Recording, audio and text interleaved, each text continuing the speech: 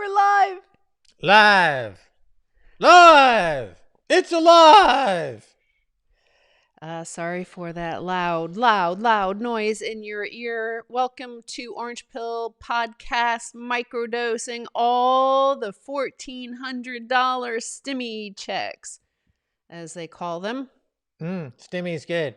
Yep, they got a big cash airdrop of fiat money to the people. I think 40% of it's going into Bitcoin or something like that. Everyone's scrambling into Bitcoin with the stimulus check, knowing that there's plenty more where that came from. And so, yeah, it's exciting. I like the way they say STIMMY. It's, it's that infantilization of us. Like we're getting to that post-empire sort of conversation, the way of speaking that the Brits always have of like Wally and Willy and Lolly and Brawly, like STIMMY. We all want a STIMMY. We all get our STIMMY, except for me and Max. So just to factor in, full disclosure, Max and I have not yet ever received a stimulus check. So we could be bitter. We could just be bitter, no stimmies. Right. But, the thing is that no matter how much stimulus they don't give us, we're participating with our inflation protection Bitcoin. So that's the thing, right? So we anticipated years ago that the economy would be so messed up that the government would be forced to do what's called helicopter money. They don't use the phrase helicopter money much. I don't notice, but that's what people used to talk about a few years ago. Helicopter money is coming. Buy Bitcoin. Well, helicopter money is here, and Bitcoin's at 50 to 60,000. Obviously, going a lot higher. Ooh, right. So I have my margarita here, and this time around, I made sure I didn't brush my teeth for the last 3 days to make sure it tastes the best. And you know what? It tastes a lot better without brushing your teeth.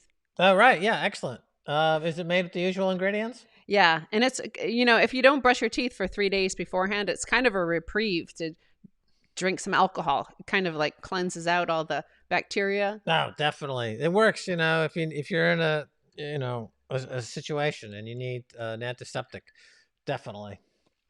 Right. So I'm looking at this, and just so you know, like there is a delay, a bigger delay than usual with the comments, because I'm sacrificing speed of comments coming in to the, what do you call it? Oh yeah, the quality of the actual feed. So the audio and the video are higher resolution, almost 4K to be coming through. Go. So but in order to do that, you have to turn the speed of the comments down. That's the way YouTube works. Also, just so you know, I was going to title this episode Microdosing Weak Minds with Weak Hands, because of course there was a huge sell-off and a whole bunch of very leveraged longs got wrecked. Not last night, but the night before. 780 million, something like that, got wiped out. Most of them, like 60% of them, were leveraged by 20x. But don't get wrecked if you're watching this after the live stream. What you'll notice is it looks like Max Kaiser is responding to one of your comments, and you'll see WhatsApp, somebody come on looking like Orange Pill Podcast, and they'll say, "Hey, thanks for your comment. WhatsApp me on this number."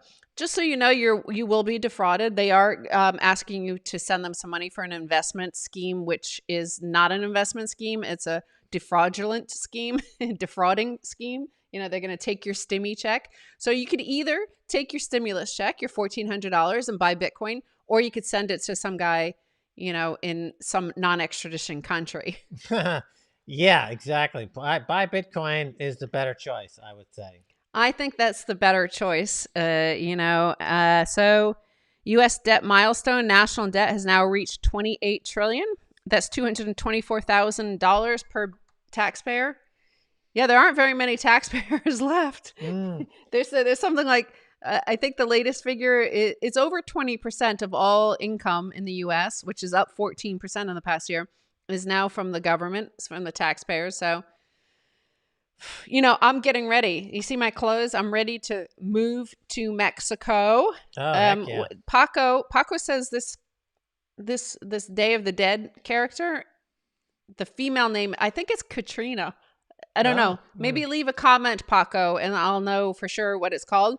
But and this kind of reminds me of when you drive into Cancun, drive down that highway along the coast. There's all these signs of warning for warning cougars in the area. No, you're a cougar, all right. I mean, this isn't the color of a cougar necessarily, No. but it reminds me of leopards and cougars and all those Big sort of big cats. Yeah. Big cats. As soon as I saw that big cat sign when I first went to Cancun with you when we were driving in that SUV down to our hotel. Yeah. Didn't you get a little bit like, what? Yeah, no, I don't want to meet a big cat in the jungle. That's not for me. Well, arm's length, if not much more. Hey, I wonder if they work with the cats that run the simulation. The big cats? No, they're out of it. It's only domesticated cats that eat cat poop that run the simulation. The big cats are in the wild and they're more, homogeneous with the environment. Did you just make up another word? Yeah, Max makes just made up that word. He makes up words all the time. Homogeneous. It is Katrina. Paco says it is Katrina. Homogeneous. It's not a word. Right. So that story about the sell-off I tweeted from Orange Pill Podcast. Yeah. That weak minds with weak hands fall for FUD every single time, thus inspiring more FUD to continue scaring those imbeciles into selling their corn at a discount to New York hedge funds. So Willie Woo had looked, of course, at the Glassnode on-chain data, and he said market selling off due to bogus data saying that $1 billion of Bitcoin was flowing into Gemini, and it's the second time that this has happened in the last 30 days. Yeah. And the chart shows leverage positions getting liquidated as traders sell off. Red dots showing the timing of the fake inflows, 28,000 and 18,000 respectively. So it turns out it seems like it was just an internal move inside Gemini, but everybody, all the whale alerts, everybody shrieked, somebody's selling $1 billion worth of Bitcoin. Yeah, the bigger trend is up. So the little wiggles and the squiggles are meaningless, really. I didn't even notice it. It's just the big trend is up, and the risk has never been lower. Right. So now's the time I go over to the Orange Pill Podcast Telegram group. Hopefully somebody has posted a link to this. No. So I'm going to post a link so I could copy and paste it into our Twitter handle. Thanks a lot for posting it into the Orange Pill Podcast Telegram group. Max, do you have anything to say while I'm doing this? Yeah, I noticed that economist that has no balls was mentioning Bitcoin this week. Jeffrey Sachs? Jeffrey Sachs. Jeffrey no Sachs? Jeffrey has no Sachs, right? So Jeffrey Sachs was out bleeding about Bitcoin and stirring up FUD from 5 or 6 years ago. And the thing about Jeffrey Sachs, we saw him in speaking live once, and he was wearing these trousers, these jeans, I guess they were. And we both noticed that, where his genitalia should be, it was completely absent. The guy has less genitalia than a Barbie doll. Hey, it's just like completely absent there. He's a ballless dickless. Usually you have maybe bigger balls and no dick, or a big dick and no balls. This guy had no dick and no balls, which is a very rare situation, I think. Oh, I have to point out that it was Madge Weinstein and I who pointed this out to you, and then you agreed. Once I was made aware of it, I noticed it. I'm like, wait a minute, that guy's got no genitalia. Couldn't help staring. But you know what? Anyway, the fact is that he is a ballless wonder and has no idea about Bitcoin. No, he's lost. He's lost. The men and women of Bitcoin have huge balls. So big titanium balls. You got the big titanium balls. I have the biggest of all. You've got big titanium balls, as big as beach balls. You need a wheelbarrow to wheel them around. Like, hey, I'm Stacy. I've got 2 big titanium balls. I'm like that character in The Big Lebowski, played by, what's the actor? John Goodman? No. The guy who's from New York and he's Italian American and he plays. Yeah. Anyway, that guy, John Turturro, and I'm him. I'm him. So Max, I want you to go to your iPhone. I want you to go to Twitter, and what you'll do is you'll go to twitter.com/orangepillpod, and you'll cut and paste that tweet of me tweeting a link to this live stream. So we get some people here on the live stream, and it makes it all the more fun as we get more and more people All right, into I'm the on group. Twitter. So you're on Twitter. Go to Orange Pill Pod. And if you haven't subscribed to Orange Pill Podcast, by the way, on Twitter, go do it now. Twitter.com/Orange Pill Pod. If you want to join our Telegram group, it's t.me/Orange Pill. And our daily dose of our newsletter is such a hit. If you go to orangepilldailydose.com, everybody loves that. And of course, finally, like all podcasters, all YouTubers, I must say, make sure you subscribe below and hit the notifications and smash that like button. And yeah! So cut and paste this link? Just retweet it and then maybe cut and paste it in your own way. Say, hey, I'm Max Kaiser and I have huge titanium balls. But cut and paste it in the Telegram group? No, cut and paste it into your own tweet, like in a Max Kaiser way. Like, what would Max Kaiser say about this YouTube stream? Oh, yeah, I get it. As if I were Max Kaiser, what would I say if I were Max Kaiser? Yeah, if you were the real Max Kaiser. Yeah. Because there's so many fake Max Kaisers here on YouTube. And if you were to be one of the fake Max Kaisers acting like you, yeah, what would you say? I'll say live now, except I spelled it Mao. Wait a minute. Oh, speaking of Mao, I had said we were going to interview on this week's Full Dose of Orange Pill podcast that we were going to talk to Samson Mao. But in fact, we've now talked to Ray Youssef, and we just finished interviewing him, and it is so, so good. You won't believe it. It's so good. So I hope you tune in on Sunday. That's why you really should, even though it's cheesy YouTuber language to say, hey, make sure you subscribe and hit notifications. Make sure you do, because you don't want to miss us. It was a really good one.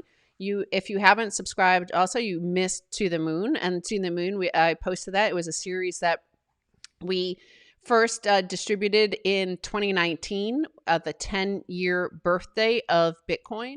And now it's 2 years old, but it had never been uploaded to YouTube. So I posted it to YouTube, and it's all there, and you can check that out and go join the comment section, except for don't respond to any WhatsApp, okay? Dudes, don't do it, because it's not Max. Yeah, the To the Moon has great stuff. I was watching it again myself, and a lot of stuff I forgot that was in there. It's about Lightning Network and a lot of stuff that's now being talked about right now, 2 years later, in a big way. So it's a great documentary, and it really covers so much of the first 10 years of Bitcoin, and it looks great. It's just a great project. The feedback's just been always been good with that project. To the Moon. To the Moon. Hey, I want to shout out to a guy in the Telegram group that is at t.me/Orange Pill. And his name was Nick. I don't know which, we have 25,000 people in the group now. And the thing is, he wrote, I think he was responding to the moon. And so maybe he's quoting you. I don't know. But it sounded really good. And I want to read this to you. And that is, this is no longer a bull market. This is a revolution. Oh, right. Yeah, absolutely.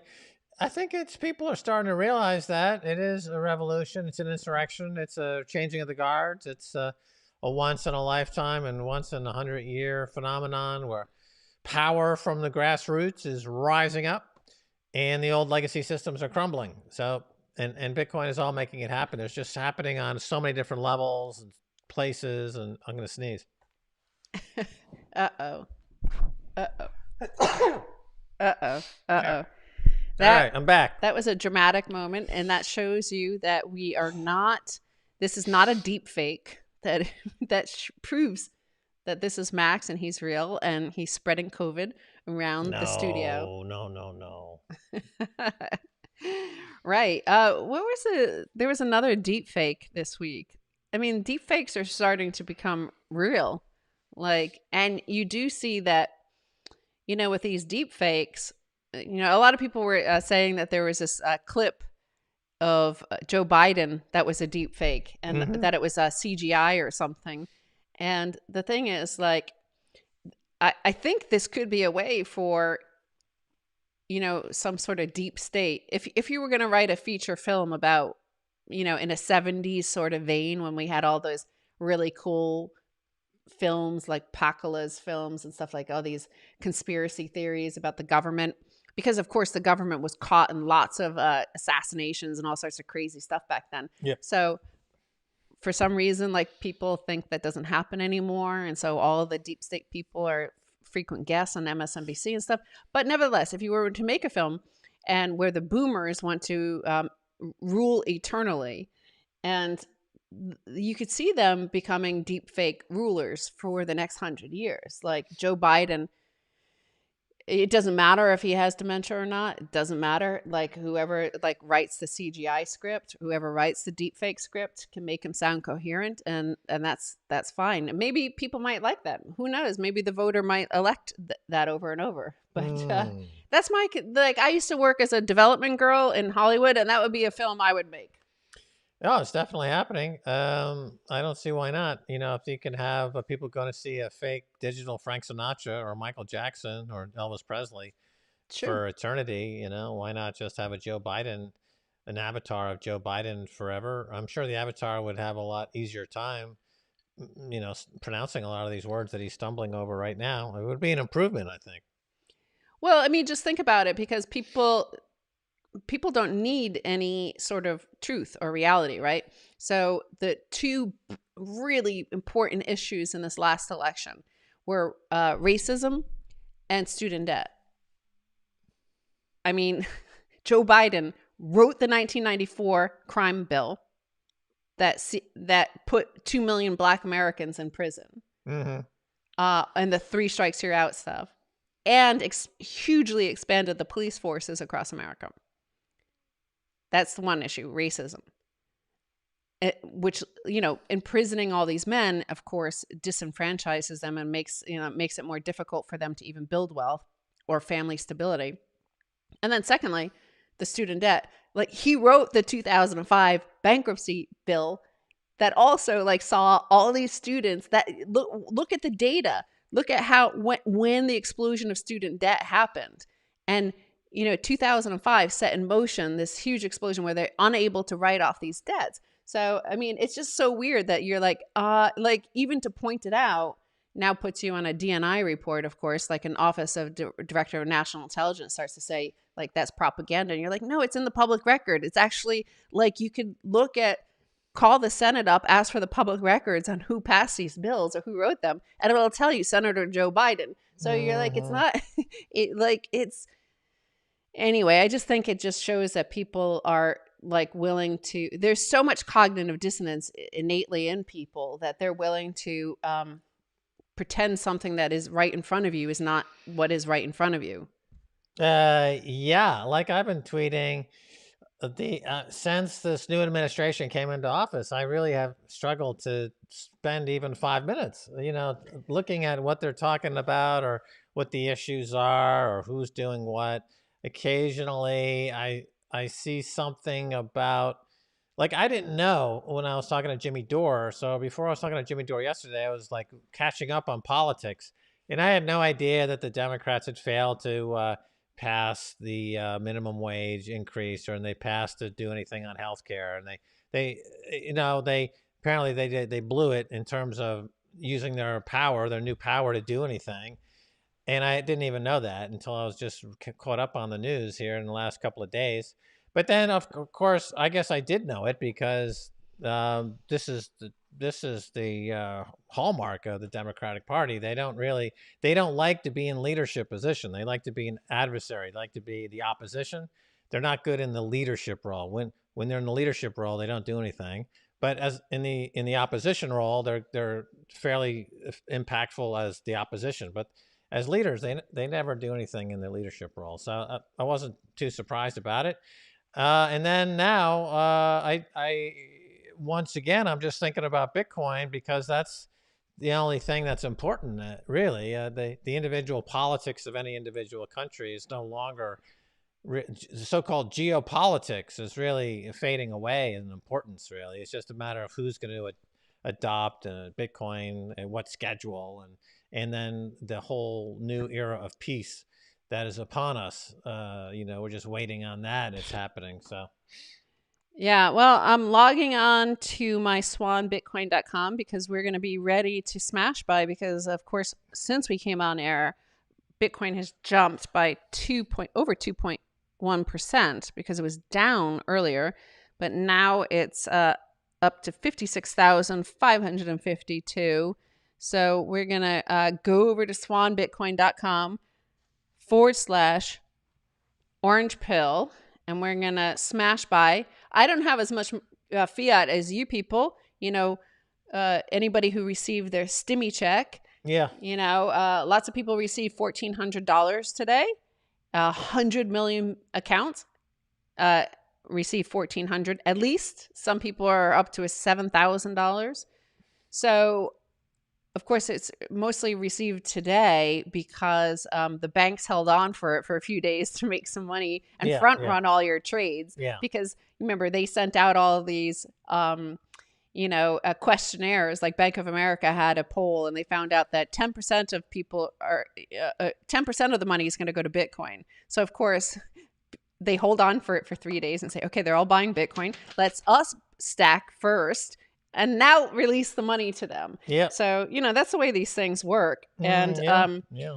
We should have just started off this episode with smash buy because, of course, this is It's happening. Oh, right. It's making a move. Upsy daisy, we go. Okay. Have to do all the, 2FA sort of stuff. Log in. Yeah.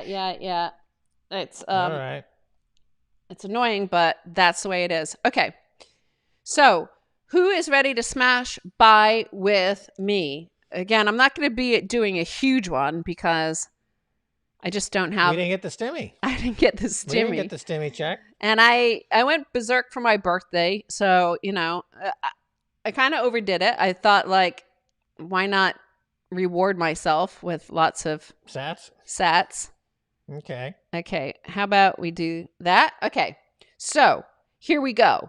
And 3, 2, and by now I'm getting it at $56,818.18. Way to go. Well done. All right. There we go. More sats. Come on. More sats. Okay. Oh, the balloons are popping up. Oh, all right. I got it. Good news. I got it. So I know I saw people already smash buying wildly in the Orange Pill Podcast Telegram group. Go to t.me /orange pill, and that's where you'll find all the smash buyers in town. Yeah. And I noticed that, we really started this trend of doing a collective smash buy, and now Swan Bitcoin picked it up. They are, of course, sponsors of this program. swanbitcoin.com /orange pill. Make sure you use that. And, if you haven't received an account, it's only available for American residents. And some foreigners, you could, if you are buying like over $100,000, contact Swan at support@swanbitcoin.com and find out if you could, purchase via them if you're overseas, depending on the amount. They do give you a very good rate compared to most other exchanges, but you do have to buy a substantial amount. So, Max, you were orange pilling Jimmy Dore this week? Yeah. I was on Jimmy Dore yesterday, and we had a good conversation talking mostly about Bitcoin, but then about the U.S. economy and also why Bitcoin is something the progressives should embrace because it promotes peace. I think progressives are all more or less for peace. I believe, is one of their planks of their party, and also how money printing and the stimulus checks just make the whole wealth and income gap worse because of the Cantillon effect. So we went over all that, and we had a lot of fun, really. He's like a lot of people, he's hearing a lot about Bitcoin, and now he's curious about it. He brought up Dylan Ratigan a lot. I guess Dylan Ratigan was on his show recently. Remember Dylan Ratigan was on, I guess, CNBC maybe 10 years ago or so? Yeah, I think it was actually MSNBC. MSNBC. And I guess he was too, you can't be economically progressive. Right. Because that's no. And you can't be anti-war. I think he's really anti-war. And remember, the way progressives end up actually being more pro-war than when we were growing up. It used to be like Reagan and all those Republicans were very pro-war and, controlling the Contras and the guerrillas of Central America and bombing people and stuff like that. But the progressives, since Tony Blair and Clinton introduced this, the triangulation and third way, what they do is that it's for the women and children. They do the Roger Ver argument. Look, with babies are dying, and what do you mean you don't want to bomb Yemen? Babies are dying. And are you for babies dying? And you're like, but the babies are dying from your bombs. And they're like, but those babies, what about those babies? You hate those babies. And you're like, okay. Like, it's always the women and children that they're saving. Yeah, it's always the plot to wag the dog. That movie with Justin Hoffman, they run it over and repeats over and over and over again. So the progressives end up bombing a lot of people. Man. Yeah, so I was talking about how Bitcoin is, but it's nevertheless pro-peace, anti-war. Can make a really strong case about it. We just talked to Ray Youssef. He's Paxful, and their motto is Bitcoin is peace, and he speaks eloquently about how Bitcoin really promotes peace, and it's all about peace. And there's so much to that. And as Bitcoin becomes more ubiquitous, we're going to find a less violent world. And those people in those countries whose primary GDP booster is violence, and that would include the UK and the US, they're going to have to find some other way to boost their GDP. Maybe get into the shoe business or the, making rugs or something. But they can't make money just bombing folks willy-nilly anymore because Bitcoin is changing the dynamic. Did you see the ratings on that are the first 2 months of the year so far? Mm-mm. Oh my God! Since Biden became president, woo! Oh my God! Look, up another $1,000 since I smash bought. So it's 57,250, man. All right. So, since Biden became president, it's like a lot of the CNN and MSNBC, I think Chris Hayes was the worst, and it was down like 27%, their viewer numbers. Yeah. So that's why you see them starting to really agitate for, I think Putin is kind of like, he kind of looks like the Mona Lisa. He has that inscrutable face, and you can't tell if he's mocking you. And so they, of course, always, if you're on cable news and MSNBC, you are, of course, superior to everybody. You're Rhodes Scholars and the elite. And so anybody who smirks at you should be deplatformed and punished and things like that. So I think they're going to, they're moving past Trump, because they don't want to give him attention, because then they don't want him to run in 2024. So they're focusing on Putin right now, because like this new report came out that showed that Mohammed bin Salman chopped up a Washington Post journalist and, basically flushed him down the toilet, and that it was Mohammed bin Salman. So of course they're like, Putin's a killer. So they're like within a few days. It's like, bin Laden hit the 9/11, so we're going to bomb Iraq. Yes. Right. Yes. That was their answer. But wait a minute. There's no connection. But we need to kill somebody. Somebody's got to pay. We don't care if they had no connection whatsoever. We got to kill them. We're going to kill 500,000 innocent Iraqi women and children, because that's what we got to do. So now we've got a situation where ratings are down. Yes. For the cable TV. So therefore, Biden's got to put out a press release smearing a foreign leader with a baseless fucking bullshit because they're lazy. Ultimately, that's what's going to sink the ship. It's just pure laziness. There's nobody in Washington who gets up and goes to work every day. All they do is they get up, they push a few buttons, they steal some of our money. I mean, look at these stimulus checks. Where do you think it comes from? It comes from me, comes from Stacy. That's who's paying the stimulus checks. And fortunately, we've been buying Bitcoin for 10 years. So our attitude is go fuck yourself.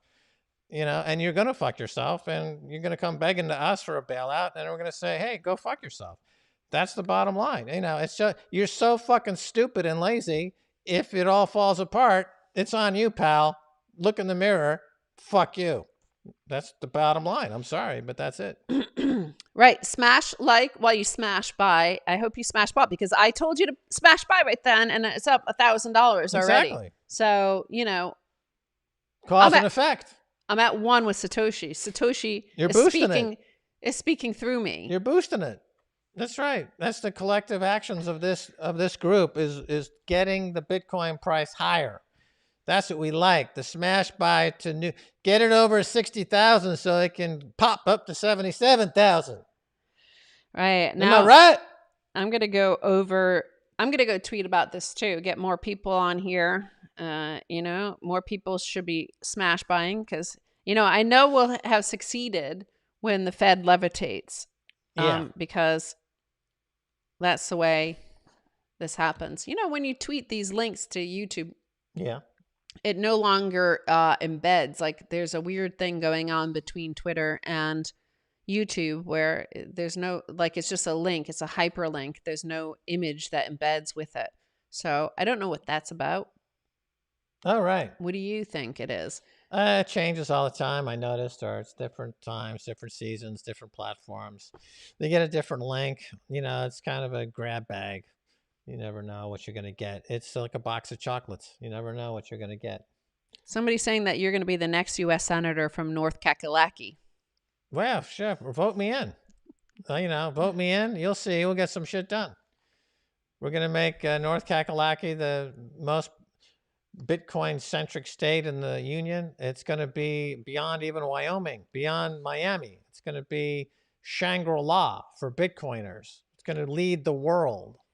This was interesting. So everybody was waiting for Oracle to announce a Bitcoin purchase. They've got tens of billions of dollars on their balance sheet. Yeah. But instead they announced not any Bitcoin purchases. Like MicroStrategy bought some more Bitcoin at, I think it was $57,000.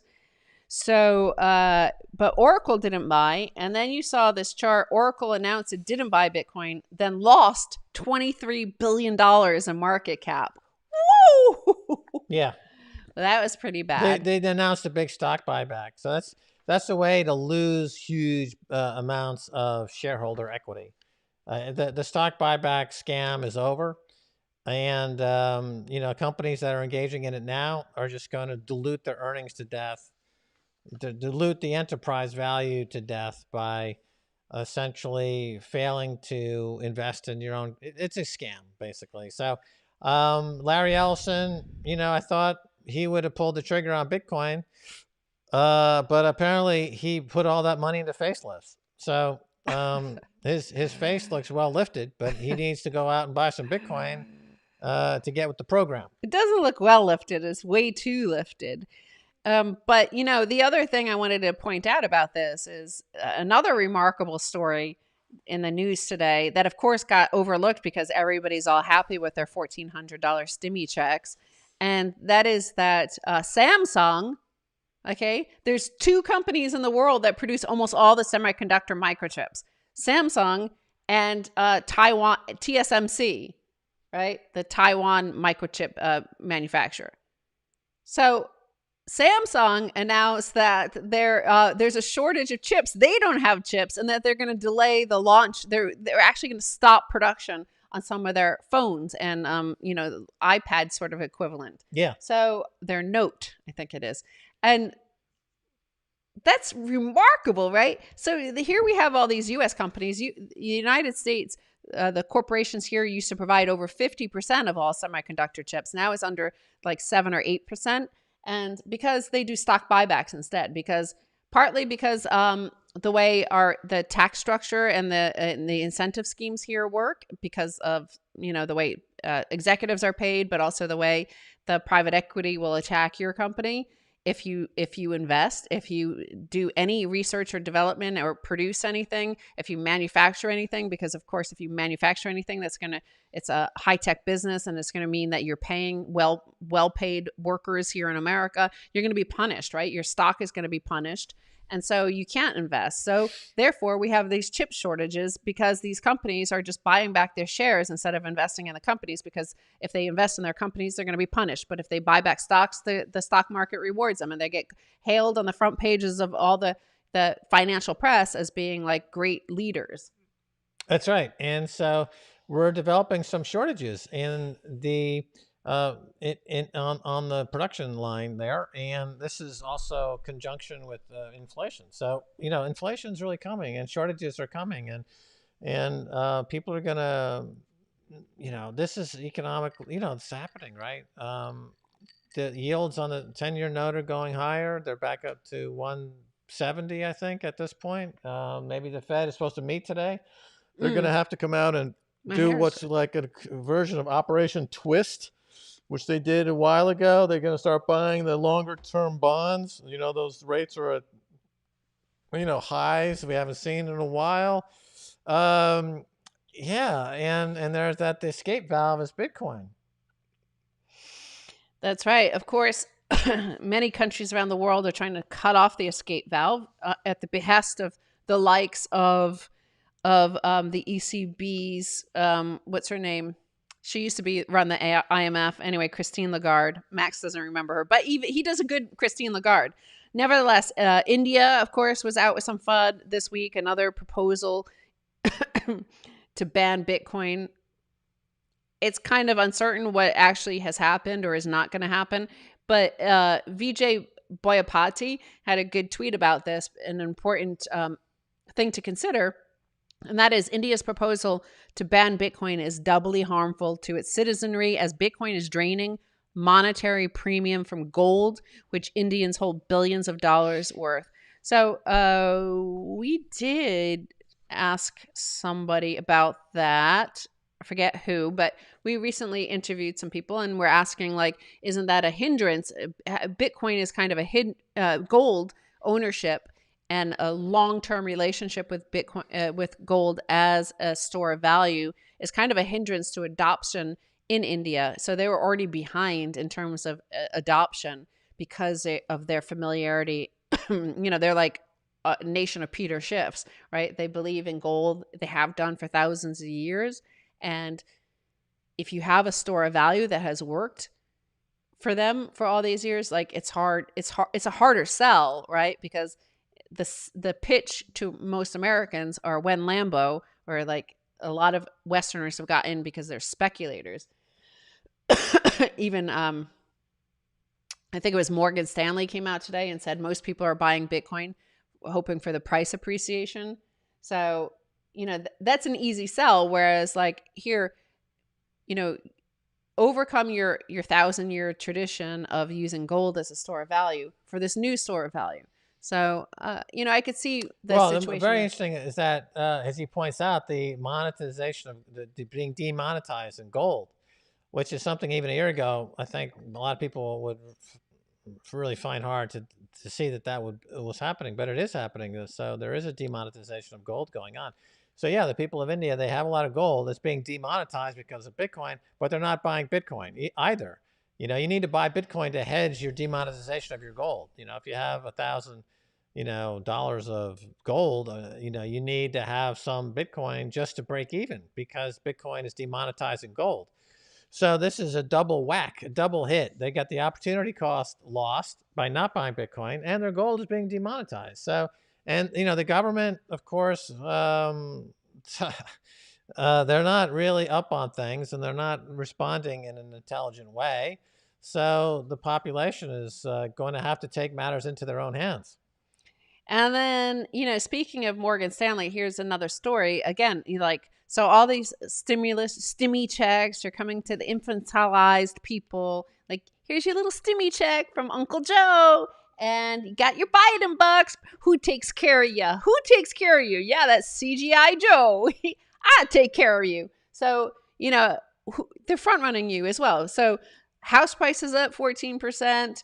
Stock market is up, Lord knows how many percent. And Morgan Stanley becomes the first big US bank to offer its wealthy clients access to Bitcoin funds. So they're allocating funds to NYDIG and to Galaxy only for their wealthiest clients, the top 1%. I forget what the amount is that you have to hold. You have to have $2 million in assets held by the firm. So, again, here, they create the situation. They say they're doing it to help the poor. We're sending these checks to help the poor. Meanwhile, they're front running the whole thing. and they'll take all your money anyway. So they're protected no matter what. Yeah, I mean, it's funny that they're offering their high net worth individual clients a special offer only available if you've got X number of millions of dollars. It's this Bitcoin that we're going to allow you to buy. Meanwhile, any Tom, Dick, and Harry can go to swanbitcoin.com/orange pill and buy Bitcoin direct and have it. And this, take the keys, right? With the Morgan Stanley product, you don't get the keys. It's held by them, so it's not even Bitcoin. It's like, it's not safe. If you put Bitcoin in with Morgan Stanley, it's like, giving your kids to Charles Manson as a babysitter. It's one of the worst ideas you could possibly do. So it's hilarious that they think that this is a product that somehow. Also, the other thing is, never in history have the average pleb been able to buy something that 10 years later would become a go-to asset for the top echelon in the case of Bitcoin. So the people who have been stacking sats for 10 years are, laughing because the Morgan Stanley finally is offering it to its clients on a limited basis. It's hilarious that this all happened. Yeah, of course. When I was doing To the Moon, it was quite obvious and clear that because of Kaiser Report, I mean, I'm tooting our own horn here, but the fact is, if you look around, anybody could go out there, Google it, try to find any content, any video content from 2011, 2012, 2013, and really we're the only ones. But importantly, we went out globally. We were dubbed into Spanish as well. So we were broadcast all across Latin America. So people had an opportunity to buy for a very long time across the world at $100 and under. And these were mostly, who were watching it, were plebs, right? They weren't the orthodox elite. They weren't, the people who were tuned in, like gripped to Rachel Maddow and all her conspiracy theories about Putin and Trump and all this stuff. Like, they totally missed all of this. Okay, they're getting $1,400 stimulus checks today and buying Bitcoin at $57,000. But the fact is, like, thousands and thousands and thousands of people all over the world, distributed everywhere around the world, had the opportunity, if they were, willing to not absorb all of the Rachel Maddow stuff or CNN and, Andrew Cuomo's brother and stuff like that. Like, they were first in line to get the front run all of this collapse of that mainstream system, right? So they were there first, and it's good. I think it's good that now it's only available for the elite, but for all that time, it was only available to those who were willing to watch heterodox thinkers like Kaiser Report and our guest, and now Orange Pill Podcast. Exactly. So we are going to get the Nobel Peace Prize next year for our humanitarian efforts on planet Earth. We've taken more people out of poverty than the UN did last year, and that's why we're accepting the award from the Nobel Committee. Thank you very much. And I won't be able to go there myself, but I'm sending Bob Dylan to accept my award. Oh my God, that would be awesome. I would love Bob Dylan to accept. I wonder what sort of speech he would give. It was Cate Blanchett who does the best Bob Dylan. So maybe we should actually, in this age of deep fakes and CGI and stuff like that, maybe we should send Cate Blanchett as Bob Dylan for us. Yeah, definitely. Call Kate up. She should go to the Nobel Committee, accept our humanitarian award as Bob Dylan. I think that would be the perfect simulation-friendly event that the cats running the simulation would approve, and they'd send us some additional Scooby snacks and maybe a few Satoshis and a sign of appreciation. So I'm all for it. The WHO put so many into poverty? The World Health Organization. Oh, I was thinking. You thought it was Pete Townsend? Yeah, I was like, what the hell? How did the Who did it? Who? Oh my God. Oh my God, I thought that was some band. That's so funny. Poverty. Wow. Yeah, that messed up my brain. Like, right. So, stacking sats and orange pilling, creating independent, decentralized, empowered individuals. Thanks, Max and Stacy. I buy Satoshis and I'm proud, said man on a mission. Good. print more money and eliminate all taxes because what's the point? Exactly. That's a good point. Yeah. Like, why do we have to pay taxes? It doesn't make any sense because they could just print, especially. Yeah, instead of printing money, why don't they just cut taxes in half? It's the same impact, except it's probably more effective. You get more stimulus. You get more bang for the not buck. Well, also like people like us, like, okay, tax season's coming up, and I have to say it's like a shocking amount, right? And I didn't get any free money. I didn't get like the free money. If you bought with the stimulus check last year at this time, it's worth like $11,000 now. Like, and it pisses you off when so it creates that sort of sense of injustice. And now Biden wants to increase taxes to pay for all of these giveaways. And of course, he's going to reintroduce the SALT deduction for all his friends in Manhattan. So Rachel Maddow gets her discount on her property, which is a regressive tax. Like they get to deduct all their high taxes from Manhattan. Yeah. Their property and local and state taxes. They get to deduct it from their federal taxes. So the federal, even though they're the Manhattanites are the biggest pro-war people on earth, because there's all these women and children that they are uniquely endowed to go rescue around the world. And everybody else is a fascist for being against invading Bolivia, Yemen, Syria, Iraq, Afghanistan, Libya. Who else? Did I say Libya already? Somalia. Like, how many countries have we invaded? Venezuela. Like, everybody, it has to be invaded to be saved by Rachel Maddow. Yeah, well, it's very expensive, and they're running out of the jokes running out, and Bitcoin's going to 1 million. So that's just a matter of now the fire is blazing, so they can't put it out, and that's it. The volcano is erupting. That's pretty much the final score. The final score of Bitcoin 1 million, fiat money 0. That's the final score, ladies and gentlemen. Thanks for watching the show. I'm going to look at the Bitcoin price now. Oh, it keeps going up. It's now up 3.2%. So literally, this is the stimulus checks hitting people's bank accounts. Yep. Like 100 million people have received checks today. Yep. Or deposits in their account. Mm-hmm. Some people, again, like I said, up to $7,000.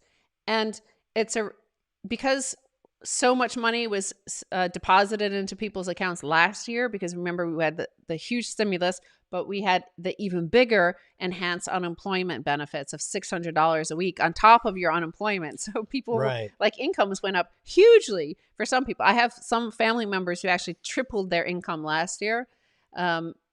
They're no longer on those enhanced unemployment benefits, but nevertheless, last year for about 8 or 9 months, they were on triple their income. So, this stimulus check, when the polls show that a lot of people are going to be, especially those earning $120,000. For some reason, these people are also getting these stimulus checks, and those people, 80% of them, close to 80%, are going to save it or invest in the stock market. So you're like, great. Like, I'm really glad I have to pay through inflation and taxes for some asshole to be able to speculate on the stock market. Right, but it's forcing Bitcoin price higher. Yeah, I mean, obviously, like, my net worth is up 3.1% as we're talking, as we're doing this live stream. Right. It's just like, send more stimulus checks, and I'm happy to take it because I'm becoming my own nation at this point. I'm going to secede from all other nations. So keep digging a hole, man. Keep printing. Do it. Keep doing it. That's what you're going to do. It's just, somebody's saying tone deaf. A lot of people are doing poorly. Well, look at the data. Look at what is actually happening with the stimulus. A huge percentage of it is going to people who vote Democrat, who, like, the people earning 60 to 120,000 are all receiving the stimulus check, and 80% of it is not being spent. They don't need it, so they're putting it into their savings or they're putting it into investment. So that's not somebody in need. If they were in need, they would be spending it on food and rent. So those earning under $30,000, the data shows that they're actually saving close to 53% with this one, because they did better in the past year. But they're also they're spending 47% on rent and food. So okay, fair enough. Like if only people under $50,000 were earning these stimulus or being paid the stimulus. In fact, they should have just doubled the stimulus and gave it to all those people earning less than that. Instead of all these people on 90,000, 100,000, 120,000. Like, it doesn't make any sense. Like, no. Plus, they get free healthcare. Those under 30,000. Yeah, they get free healthcare. Yeah, I don't get free healthcare. Well, I think those under 30,000, they should have free healthcare. They should have more stimulus. Fine, I don't mind that. I'm saying the people who are earning $120,000, they don't need the stimulus, because they clearly don't. The data shows they don't. That they're buying Bitcoin with it. So I buy Bitcoin for a guy like a doctor or a lawyer somewhere in Raleigh. Like, why? Why am I buying Bitcoin for that? Well, I mean, we've been saying for 10 years that people who are at the lowest end of the economic strata need to buy Bitcoin, even if it's just $5 a week. If you can only do $5 a week for 10 years, you'd be a millionaire today. So that's what we've been saying. And based on the fact that the money printer go burr, and that the government is abandoning everybody, and that's what we've been saying. So if you didn't take our advice these past 10 years and you didn't put at least $5 of Bitcoin away per week, what can I say? You should have done that. Somebody who doesn't know said, free healthcare is worth what you pay. But having been in the UK for 12 years, having been in France for 5 or 6 years, maybe 7 years, and having been here, you were free to have my healthcare here. I don't go to the doctor here because it's so expensive. But most importantly, it's just like cruel and erratic. Like, one doctor's visit results in thousands of documents that just get sent to you. And it's like a neoliberal blitz of threats, essentially. It's like the first thing they send you, it says, this is not a bill. You went to the doctor and it cost $30,000. But we have a special deal for you. It's not actually going to cost you $30,000 because you're using us and you're paying us $2,500 a month. We're just going to charge you $2,000 for this visit. And you're like, okay, when I'm in Paris, I go to the American hospital, pay cash, and it's like $300. Why is it the special deal here, $2,500? And it's just like nonstop fraud. It's just like you avalanches of paperwork into which they hide their costs. Right. So we pay roughly $22,000 a year. Well, it's $2,200 a month, so that's $22,000 plus 4.5, so $25,000. So let's say $25,000 a year for healthcare, and the deductibles are pretty high, multi-thousands of dollars. Yeah, it's like $5,000. Right. So in the last 4 years, I've paid $100,000 for healthcare in the last 4 years to combined, and I've been to the doctor for healthcare reasons. Zero. Yeah, 4 years. So your part, say 12.5, say 15,000 of that a year. So you've paid 60,000 for nothing, no treatment, nothing. Nuts. I paid. So I gifted to the government. To the insurance executives. To the insurance executives. They're all earning 50 million a year. I gifted them $60,000 as a gift from me to them. And I didn't even get a tax write-off for that. It comes right out of the bottom line. I gifted them $60,000 for no reason. So if we were going to bomb a country that was extorting their citizens and bankrupting them, we would be bombing ourselves, right? When is America going to bomb itself? Because Americans need to be emancipated from this tyrannical system that's abusing women and children. The women and children that are being abused are here in America. So, hello, Pentagon, send the bombers out because we need to bomb America. That's the only country we should be bombing right now is good old US of A because we need to free the women and children right here for 60,000. Right. Jesus fucking Christ. Why don't you just open up my veins and take all my blood, you fucking Dracula infested cunts? I Right. can't believe it. I mean, it's like, Right. And I mentioned something about my hands last year, and when I couldn't go to the doctor because everything was closed, right? Because of COVID. So I waited 2 months, and it was a bad situation. And then finally I went. And so I had been paying for all those months that everything was closed. And then I go, and then so I pay again, we pay like 2,200 a month, and 5,000.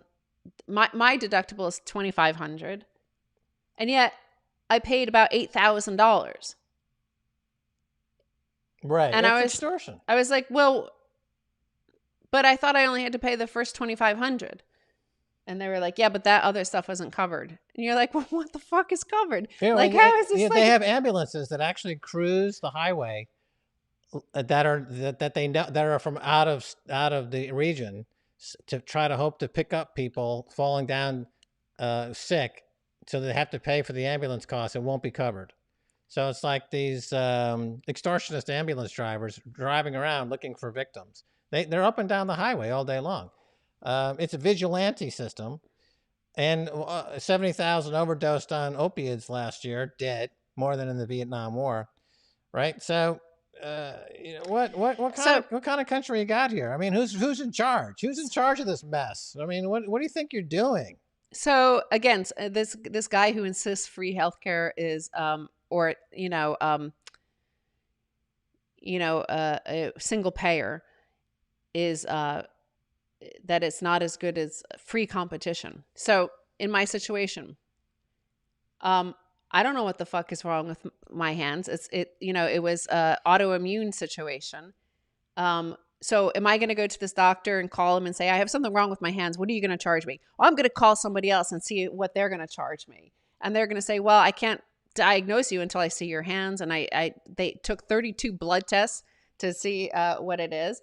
And like, again, like, how am I supposed to know? I don't have a degree in rheumatology and these sort of things. So like, or if you get hit by a car walking across the street, and you're on the right of way. It's a zebra crossing. It's a proper crosswalk. You're walking with the green little man. You're doing the right thing, and a car runs through the red light and hits you and keeps driving.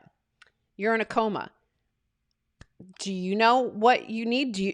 Should they open up your brain and fix the swelling? Like, are you going to go to let me talk to another doctor at another emergency room? Maybe their brain operation is going to cost less. Like, that doesn't happen. A heart attack. Do you know how? Like, are you going to like sit there and call a whole bunch of doctors in emergency rooms? Yeah, I'm having a heart attack. What would you charge me if I come in? Okay, like, anybody who has a customer like that, if your customer is desperate, like a hurricane's coming and they need water, everybody's wiped out the water supplies, you're going to charge more, No, right? competition, free market competition doesn't produce better healthcare. That's demonstrably the case. Anyone who thinks that's true is a moron. You don't have the result of having a superior healthcare system by having competitive entities in a free marketplace. That's why in America, the life expectancy is going down. That's Yes. why infant mortality is going up. That's why 70,000 dead from opiates last year, from prescription opiates, from mass murderer, genocidal maniacs over at the Oxycontin Company. Why is that? Because it's this so-called free market sadism. So if you promote that, you're either a masochist, a moron, or you have a death wish. Those are your three choices. Anything else, don't talk to me about it because you're too fucking stupid. Oh my God. Like, people are so stupid. I can't stand some people. Well, they believe the Kool-Aid that they're drinking, right? They believe in this whole nightmare of exceptionalism that somehow America's shit doesn't stink and everybody else in the world needs to get bombed to death. Well, in another 6 months, when the dollars drop by 50% and everything you're trying to buy is up 50, 60, 70%, and you're groveling in the mud to pick the peanuts out of squirrel shit to survive, come back to me then and tell me about the exceptional nature. Okay? Let's give it 6 months and then come back to me at that time. And of course, like, I remember when I was in my 20s and 30s, American healthcare was amazing. So was British. So was France. You know why? Because I never needed it, right? Like, Right. until you're sick, then you see what happens. Like, until you're sick, like when my mom had lung cancer and she had great insurance. She had what was called those Cadillac plans that the Obamacare taxed Yeah. heavily. So she had like zero deductible, sort of, allegedly zero deductible. And then she got terminal cancer, um, lung removed, all that sort of stuff, chemo. And then all the letters from the insurance company started. We won't cover this. So, okay, you have zero deductible, but we're not going to pay this because it's not needed, because you're going to die anyway. But she ended up living for 6 years, but it was like fighting every single step of the way. The insurance company would deny it, and then it would take like 6 months to a year of fighting to get them to finally cover it. So, like, somebody who's had a lung removed, they're going to chemo, their kidneys fail from the chemo, like, and you're sitting there having to fight these insurance companies. No, it's like having Dr. Mengele run your health insurance program in the country, Yeah. right? So it's like not a healthy situation to have a eugenicist running your healthcare system who's playing all kinds of vivisection games on human bodies for profit. That's not a good healthcare system. When it first happened, when the cancer had spread to her brain, she went to, well, Yale Medical School. They, again, one of the top medical schools in the country. And by the way, you could look at charts in the United States for survival rates for cancer at certain hospitals, and literally like the top five like are way beyond everything else. So Sloan Kettering, Yale, Texas, the Anderson School out there. There's like five, and like if you don't go to those five, like your chances like drop like by 80%. It's a huge drop. So Yale, the head of Yale, who does the there's some sort of like laser, I forget the name of it right now, but they do this laser rays, like X-ray sort of technology into your So it's brain. like a neutron knife or something knife? Yeah, gamma knife. Gamma knife. And it goes, instead of like doing whole brain radiation, it targets exactly the individual cells that are the cancer. So there were like 8 or 9 little tiny tumors, little spots on her brain. And the insurance company said no, that this would only be palliative care, that she would die anyway. And All right, so the insurance company has a death panel, yeah, essentially. they are the death They're panel. death panel. So the head, this was the head of gamma knife technology, the head of actually the Yale Medical School. He was also the editor in chief of the medical journal of gamma knife technology. And fighting, he got on the phone with the insurance company, somebody making $15 an hour on the other end, who was telling him that this would just be palliative. And he's like, I am the expert in the United States on this. And I tell you, Right. I would not do this for this woman if it were not going to make her live for at least a year longer. Right. So, this is what happens with free market capitalism. The yeah. insurance company is in a position to deny health care to help their bottom line, their $60 to $70 million a year salaries. And so as a result, what we're saying is not health care, it's death, it's murder. Essentially, the insurance companies are in the business of murder. It's Murder Inc. That's the insurance company, and that's not the same as healthcare. Healthcare is when you heal people and you make them better. It's not when the insurance company, who sucks all the cash out of the economy through stock buybacks and other accounting fraud and other banking sociopathologies, then gets on the phone and starts to threaten you by murder. That's not called healthcare, but it is promoted by so-called competition. I want to finish that story because they literally did kill her. So what they did is they said, in order for her to get the gamma knife, she has to do whole brain radiation first. Right. So she had to go in for whole brain radiation. So they just bombard her brain with radiation. And if you look up whole brain radiation, they only do that to people who are going to die anyway, because it causes dementia. And she ended up living for 6 more years, and she died because of the whole brain radiation. They got the cancer in her lung, and they got, with the gamma knife, they got the individual tumors in her brain. But she died from the effects of the brain radiation. So she didn't die from the lung cancer. That was gone. It didn't return. Right. So, they did kill her because they made her get that whole brain radiation. A friend of mine to save a nickel. Well, they still ended up paying for it, but it was just like some sort of sadism. It was just weird that they made her do whole brain radiation first. Right. So, sadists and murderers. Right. That's the healthcare system. And that's what the money feeds, this cabal of sadists and murderers, and they get paid out by the number of people they kill. It's, we mentioned the 70,000 opiate overdoses last year, and more than the Vietnam War. And that was what we learned about the Vietnam War, is that the Bell helicopter people and all the defense contractors, they were paid per dead soldier.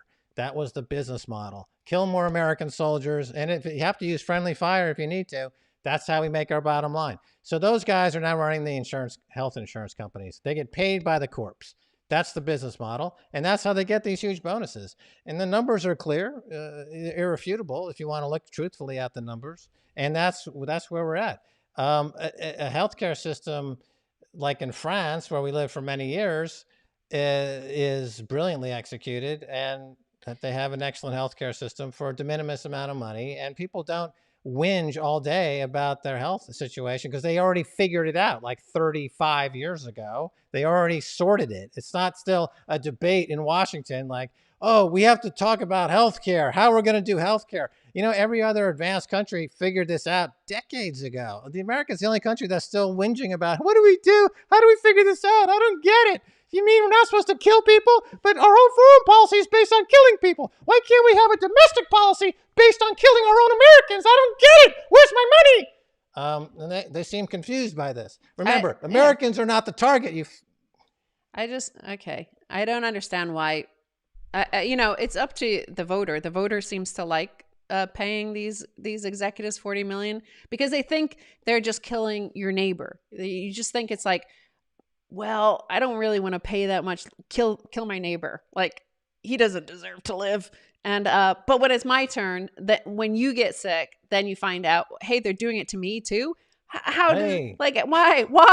I was like, I gave you cover. I let you earn $40 million a year to kill my neighbor. I didn't expect you to do this to me. So I think that's just it, because like, it just seems unnecessarily absurd, just filled with so much paperwork. I literally don't like that thing with my hands. It was a what do they call that? Like with the COVID thing, what a lot of people end up dying from is the cytokine storm. So it was essentially a cytokine storm. I had some virus. I must have. They said it could actually have been COVID because there's a lot of dermatological things that happen like this, and my hands turned all black and blue as well. And but that's now gone for the first time, like in the last month or two. And but I forget what I was going to say about that. But everything has to, like, I'm actually supposed to go back for a checkup after 6 months now. But I don't want the paperwork. I just dread all that paperwork because it feels like it's a threat. Like it does feel like, yo, you complain about this and you're gonna get a horse head on your pillow, right? And it's like I feel like every time you open it, and because there's a whole bunch of numbers of like huge numbers, like $30,000 this costs, but we're gonna give you a special discount just for you, okay? Yeah, and you just feel like it feels like one of those WhatsApp scammers as well, and you're like, this is bullshit. I know it doesn't cost $30,000, and I know it doesn't cost the $3,000 you're claiming I have to pay right now. It's just like, No, It doesn't cost any of that shit. And what the hell? Why do I pay the insurance for? Like, what is that for? nothing. You don't get anything. It's just a scam. It literally is a scam because we haven't ever been able to use it in all the 4 or 5 years now that we've been paying for it, like for the Obamacare. Like literally, we've never actually got anything back from it yet. Yeah, I mean, living in Europe for almost 20 years, Yeah. I would pay for insurance $500 a year to get an insurance card, and it would cover 98% of all my insurance medical costs. And I'd get paid by the time I got back to my apartment. The money was in the account Yeah. from the reimbursement whenever I saw the doctor, and that's completely the way it should be, and is completely doable. And a healthy population is a productive population. The problem with this health system here is that you have a very sick population made sicker, so they can't work, and so they don't generate GDP. So the government says, well, that's okay, we're just going to print more money, and by the way, we're going to force every country in the world to take our printed money, and if they don't, we're going to go kill them. But now these countries are saying, you know what, we're not so much interested in your fiat money anymore. We're gonna take Bitcoin. We're going to do Bitcoin instead. So I want to tell a funny story. Let's move on to more lighthearted because I told you they took like I think it was somewhere between 28 and 32 different blood tests, and they was looking for arthritis. There was none. They was looking for these dermatological illnesses, scleroderma or something like that. The guy, the specialist doctor, who looked like 18 to me. I don't know. He looked very young, and he walked in like bouncing, like that guy Bob on Schitt's Creek. He's like, "Hey, so you're here for scleroderma?" And I'm like, "I am." And he's like, "Oh, I thought they told you." Oh, well. He's like, "Okay. So we're just going to take some blood tests and we're going to check on it and then you can come back, okay?" And I was like, "Okay." So they took the blood test. And then I get home and he's like, "Are you sure you have no questions for me?" And I was like, No questions." And I get home and I Google it and it's like scleroderma. And it was like life expectancy 3 to 5 years. And I was like, what the fuck? Like, why is that guy bouncing around? Like asking me like, fuck him. Like, why is he smiling like that and saying, "You have no questions?" Gee, that's weird. Okay. Yeah. And I was like, okay. So then I'm like, what the hell? And like, I'm looking at the tests they did, like it's online, all the tests they took. And, I see all the autoimmune stuff. It's an autoimmune disease. And I'm looking at those and seeing what the test results should be to be normal and stuff like that. But the disease impacts kidney and liver function as well. So they took kidney and liver function tests. And so I got so shit scared because they did the liver test. And I was like, uh-oh, I wonder if I lived in London for all those years and maybe it's going to have some liver function, because I swear to God, on this doctor's report, even though he'd asked me nothing about alcohol, he had weird phrasing for it. He said like, Stacy endorses 1 glass of alcohol a week. And I was like, I didn't fucking endorse one alcohol. Like, I didn't say anything about that. I do live streams and I need to have my margarita. So that's like twice a week, right? Like, I didn't say once a week. And then I was thinking, oh my God, he's going to find out that I didn't endorse. I more than endorse 1 week. So I was like, that was the thing I was most worried about. Not like this scleroderma thing. I was like, oh my God, they're going to find out that I drank too much in London. Yeah, that's all an insurance scam, because they can use that to manipulate the insurance premiums. The same thing with smoking, and same thing with quote unquote unhealthy behavior. Well, not anymore. Those are the old days, Max. They can, the insurance companies can add only for smoking. But the results came back fine. Like it was like low, like it was at the very, very lowest end of the range of liver function. So I was like, yeah. All right. But I thought I was going to get caught out for my London days. Like, everybody drinks there so much. So, right. Everything is like meet at the pub and people just drink pint after pint and no food ever comes. Like you don't order food. And it's just like, yeah. It's a fun place. But anyway, like it wasn't any of this stuff. It was just at the end of the day, it wasn't the thing that kills you, No. and it was an immune reaction, like a cytokine storm, but they don't Right. know what it would have triggered it. So it's just called mucinosis. So it's like the skin in there. Like mucin is like everybody has it in their skin, but that got swollen. So Right. Right. it is an immune reaction to something. So he said it could have been because my hands were all black and blue in the hands, that it could have been COVID. And no, before you start a conspiracy, the final verdict is not that. It's not charged to the insurance company as that. In fact, I paid, I think it was close. I think it was somewhere between $7,000 and $9,000 that I paid. So I paid it all. It wasn't like any insurance company that paid it. No government paid it either. So, but at the end of the day, it was just like some sort of immune reaction. And now it seems to be over. But yeah, I don't want to do a follow up because I don't want thousands of pages of documents threatening me with, $30,000 bills.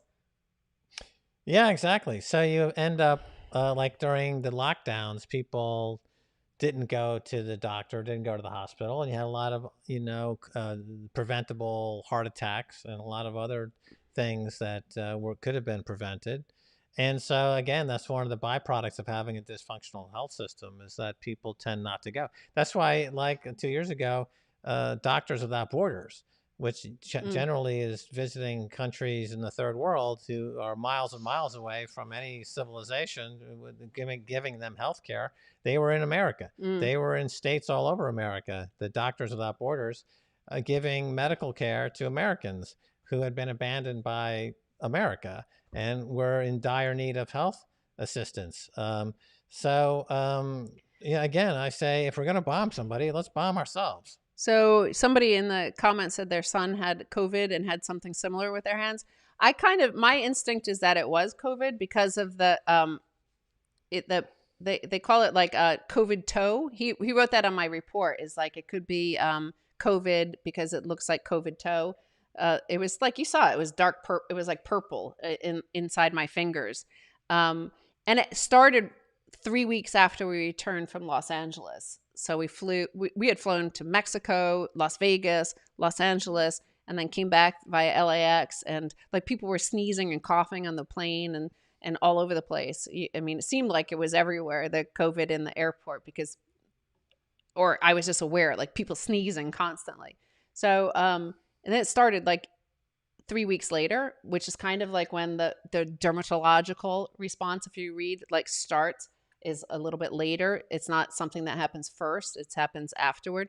And then it just kept getting like, I didn't know what it was. Like it just kept on getting worse and worse and worse. And I was like, oh, I wonder if this is like, if this is ever going to stop. Like my hands like swelled up so much. It was like, I couldn't bend them or anything. It was like, and it was getting darker and darker purple. And I was like, well, I guess if either I have to go to emergency room, but again, like the whole medical system here is like, well, all the doctor's offices were closed and just the emergency room was open.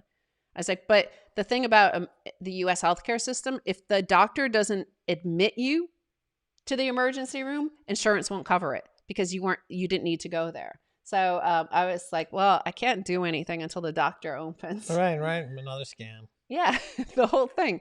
It's a sad scam nation. Oh my God. Very sad. But that day when I came home and I was like, dude, like, why is that guy smiling about? There were two options. That the only one I remember is scleroexoderma and an SSC, something like that. And it was just like, oh my God, like, why did you give me? Like, well, I see the sun's coming out. That's nice.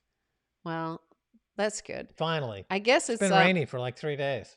I guess it's again, this all started with the $1,400 STIMMY check. Let's look at the price of Bitcoin before we go. $1,400 STIMMY check. You're welcome, America. It's of course St. Patrick's Day as well. So congratulations to all of our Since our I Irish. am sending you this cash, I would encourage you to buy Bitcoin with it. That's what I 58,000. You can't rely on me sending you money every week. You got to buy Bitcoin and get independent. Become independent. $58,000. That's up 4.6% since we started this live stream. So I'm almost afraid to like end this live stream because is the price going to crash? Probably. Second we hit the off button, price might crash.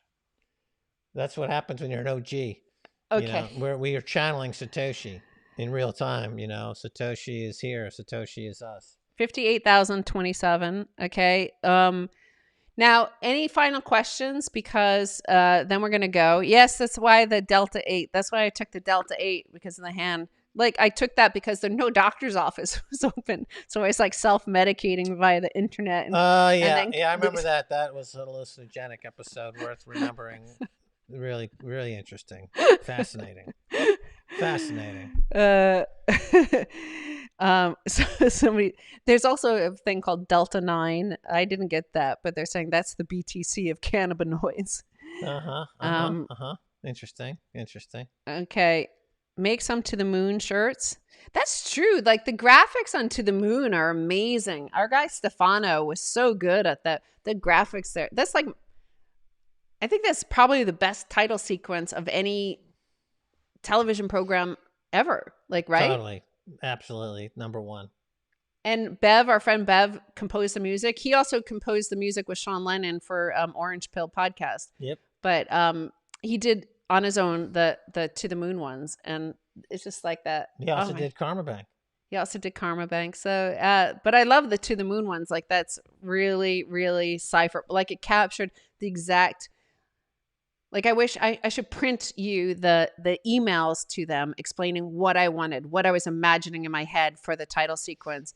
And like they delivered it and beyond. Like it was, that's where competition works. Like in this sort of space. Yeah, you don't want the government involved in that, but in healthcare and education, it makes sense to have it government run. If you want to have a healthy society, if you want a pirate nation of psychopaths and murderers, then what we have now, then you do it the way that they're doing it now.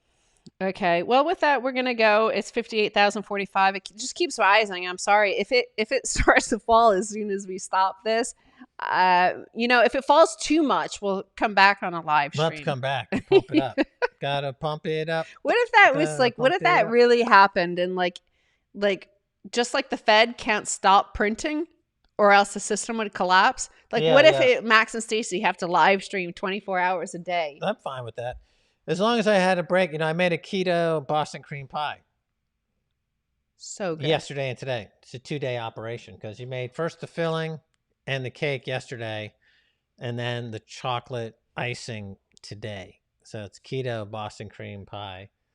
And it came out really well for my first keto Boston cream pie. I now know if I make my next one, I'm gonna change it slightly, but basically I think it was a success. Boston cream pie is, you can't go wrong with it. It's kind of like a chocolate eclair sort of situation. It is. Certainly the chocolate is that ganache type frosting, which is just essentially cocoa with some fake sugar and cream. So it's not like buttercream frosting. I'm not too keen on it. It's my least favorite. Then I like cream cheese frosting, like you get on a carrot cake, is nice, or a red velvet cake. But chocolate ganache frosting that you might find on an eclair or a chocolate ganache tart is also on a Boston cream pie. And Max wants to give up this whole Bitcoin podcasting and move to keto. That's all he cares about now. It's a good break. It's a good break from all the other stuff,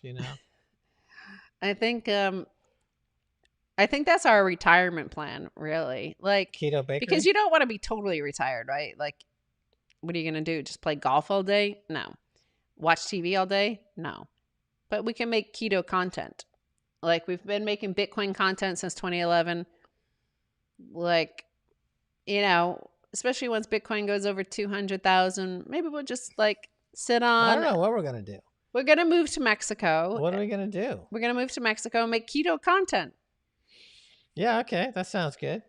Yeah, there's always new keto recipes to explore. And we're going to start a cult. I think a lot of people in our Telegram group would join the cult. Yeah. You know, Tish, she says she's going to fly the A380. We're going to buy a jumbo. She's Good. she's looking up documents online and watching videos on YouTube to figure out how to fly the jumbo, and and we're going to fly around What the does she world. fly now? She doesn't fly. She doesn't fly at all. She's just No. gonna start flying the jumbo though. Yeah, she's going to She's gonna start ride with the A380. from nobody to a Skip the jumbo. Cessna, skip the G5, just go straight to A380. She's flying paper airplanes now. Then she's Yeah. gonna go to the jumbo jet. Yeah. We've got Paco, Tish, Stella is joining. We got Scarlett. We've got Glenn. We're all traveling the world in our cargo cult. Basically, it's We're gonna start a cargo cult. Yeah, we're gonna get a cargo plane and fill it full of cargo. And we need some doctor Pies. on board to give us free health We care. need a doctor, a concierge doctor, to give us 24-hour care. Inject us with more orange pills. We need more orange pills to go wherever we are. Well, there's a lot of people who want to join our cult now. Okay, well, smash the like button and, of course, subscribe and do the like thing and go smash by an orange pill. An orange pill. They should just like have an orangepill.com and then it goes to swanbitcoin.com/orange pill. You know, I think it's just like cuts out the middleman of the URL and just go there. But until then, go to swanbitcoin.com/orange pill. Make sure to like and subscribe and do all that stuff because, you know, I see all professional YouTubers do that. Jimmy Dore did that, right? He's always like, subscribe, blah, blah, blah. Oh, yeah. That's apparently this YouTube thing's going to catch on. YouTube is going to catch on. I heard it's going to be big. Max and I were there before Google owned it. That's right. That's exactly right with YouTube. When the guy's name was Chad, who they sold it to, and the other guy's name was Biz Stone, I think. Biz Stone, right. And Chad, they sold it to the Google people. And do you want to hit the finish button? It's right there.